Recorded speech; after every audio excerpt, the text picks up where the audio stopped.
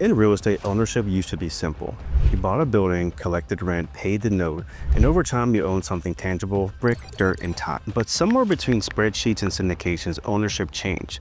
Today, most investors don't own assets, they own exposure to capital. Their portfolios don't hold buildings, they hold relationships with money. And it didn't happen overnight. It happened quietly through decades of innovation, globalization, and relentless chase for yield. Capital stopped chasing opportunity, started following capital. When they say capital rewired real estate, it didn't mean it broke it. It simply evolved. And like every evolution, the ones who saw it first didn't make the most noise, they just made the most adjustments. Because capital doesn't announce itself. It moves through balance sheets and loan covenants, fund maturities, and fee waterfalls. You don't see it on the skyline, you see it in the closet no one reads. So back in the 80s, the story was leverage. Debt was an instrument of progress. Developers built fast, borrowed cheap, and refinanced often. Then came securitization in the early 2000s, bundling everything, selling risk like candy, turning debt into a product anyone could trade. And when that system cracked, we learned that liquidity is only a blessing until it becomes an addiction. Now, fast forward to today, and the new innovation isn't financial, it's behavioral. Capital isn't looking for higher yield, it's looking for higher control. And that subtle shift is what quietly rewired the entire industry. Because when control becomes a product, the definition of ownership changes. The deed means less, the documents mean everything.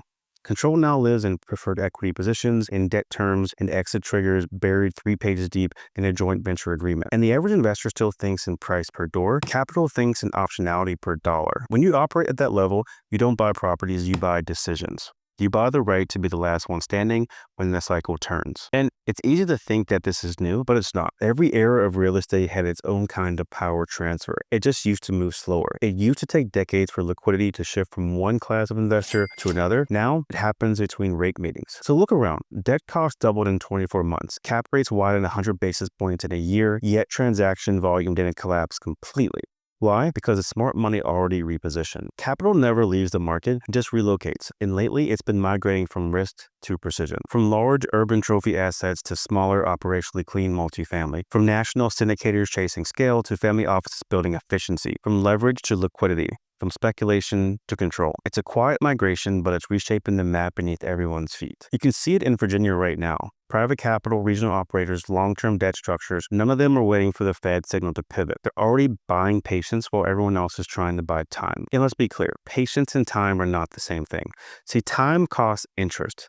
Patience compounds. The best operators I know aren't waiting for the market to calm down. They're structuring around it. They're rolling debt maturities, limiting exposure, fixing rates, renegotiating equity waterfalls, and quietly accumulating properties others can't finance anymore. And that's not speculation, that's discipline. Because every downturn looks like destruction of those who overextended. But those who held liquidity, it's recalibration. You see, capital rewards precision, and precision doesn't panic. The average investor sees volatility as risk. Capital sees it as stress tests of structure. Because this game was never about who could buy the most, it's about who could hold the longest. Control is endurance disguised as strategy. You can survive anything in real estate if you can stay solvent enough to be right. Most people don't realize how little they control.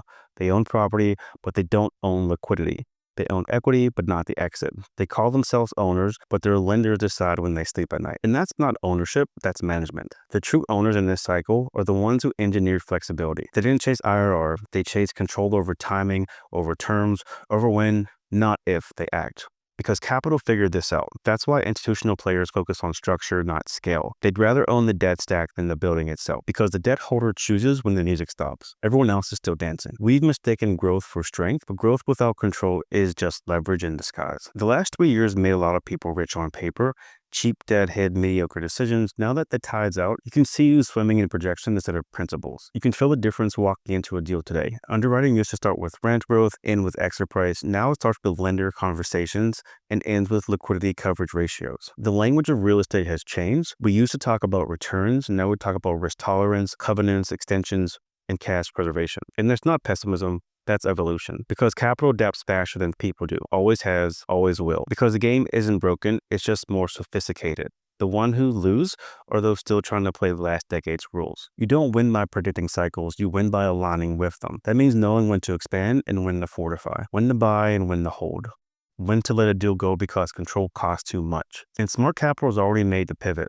They're consolidating not because they're scared, but because efficiency beats exposure. They're trading higher leverage for cleaner operations. Short-term glamour for long-term control. They understand that in real estate, yield follows discipline, not optimism. So while retail investors ask, when will rates drop? Institutional investors ask, who will still be liquid when they do? Because whoever holds liquidity holds leverage, and leverage isn't just a financial tool, it's psychological. It lets you say no when others can. It lets you move when others freeze. Control isn't about ownership.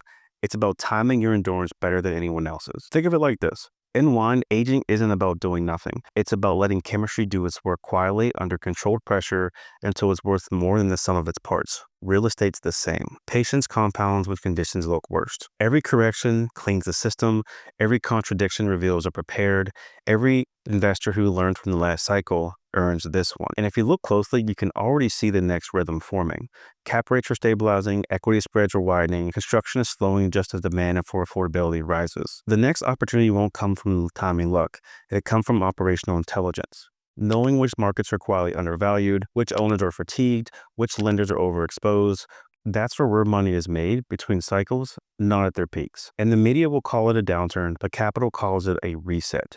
And the only people who lose during resets are the ones who confuse motion for progress. And the best investors I know right now aren't talking about deals. They're talking about duration, how long they can hold their conviction while the market finds equilibrium. They're talking about asset management and about debt ladders, about controlling costs, and about staying small enough to be flexible, but big enough to matter. That's how capital rewires itself in every decade, not through revolutions, through refinements. Each refinement filters out those who learned how to buy, not how to own. It's funny.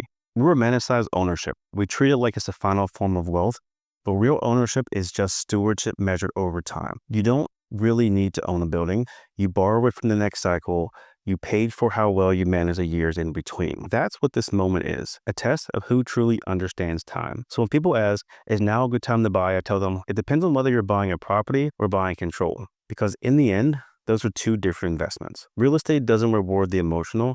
It rewards the exact, the structured, the ones who understand that liquidity, leverage, and patience are just three sides of the same coin. The loudest money made headlines in 2021. The quietest money will make generational wealth from 2025 to 2028. Because when capital moves quietly, the smart follow, not to react, but to align. And that's how the real estate business has always worked, not through chaos, but through calibration. And those who understand that rhythm never truly lose. Every cycle has its language. This one speaks in discipline. And the question isn't whether capital will keep rewiring real estate. It's whether you're rewiring with it or you're waiting for someone else to explain what's already changed. Because by the time the headlines catch up, capital's already gone. And the only ones left wondering what happened are the ones who still think ownership is about holding property instead of holding composure. Capital doesn't chase you, it tests you. And the ones who pass are those who can stay calm while the system rewrites itself again. That's the real secret. That's how capital quietly rewired real estate, and how those who understand it will quietly build the next generation of wealth.